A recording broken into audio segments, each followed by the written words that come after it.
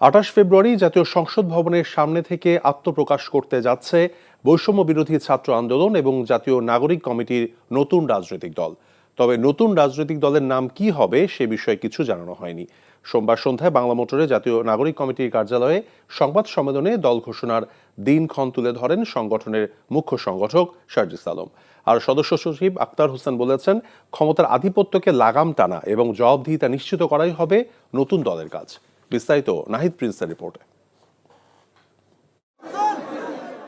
বাংলাদেশের রাজনৈতিক অঙ্গনে আরও একটি পালক যুক্ত হতে যাচ্ছে শুক্রবার বিকেল ৩টায়।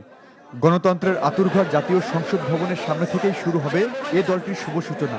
তবে তার আগেই দলটির নাম প্রকাশ করা হবে। এ দলটির অংশীজন ছাত্র জনতা সবাই, তাই ১৫ দিন ধরে দেশ জুড়ে একটি জরিপ পরিচালনা করেন জাতীয় নাগরিক কমিটি।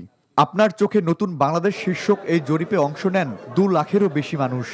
সুশাসন প্রতিষ্ঠার পাশাপাশি সামাজিক ন্যায় বিচার এবং বৈষম্য নিরসনের কথাই বলছেন অধিকাংশ মানুষ।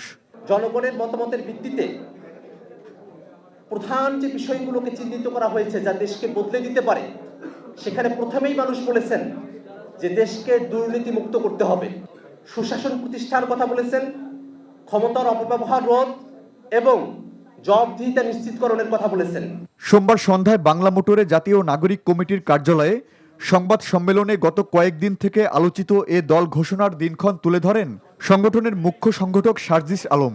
বলেন, আগামী প্রজন্মকে একটি সুন্দর দেশ উপহার দেওয়ার ভাবনা থেকেই নতুন দলের প্রক্রিয়া বাস্তবায়ন করা হচ্ছে।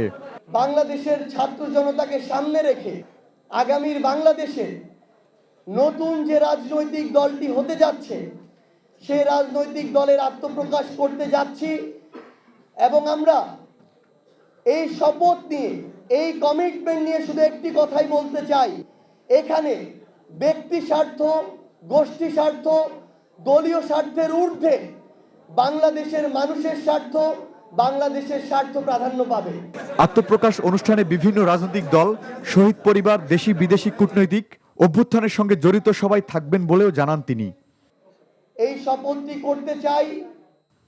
Nahid Prince, NTV news, Dhaka.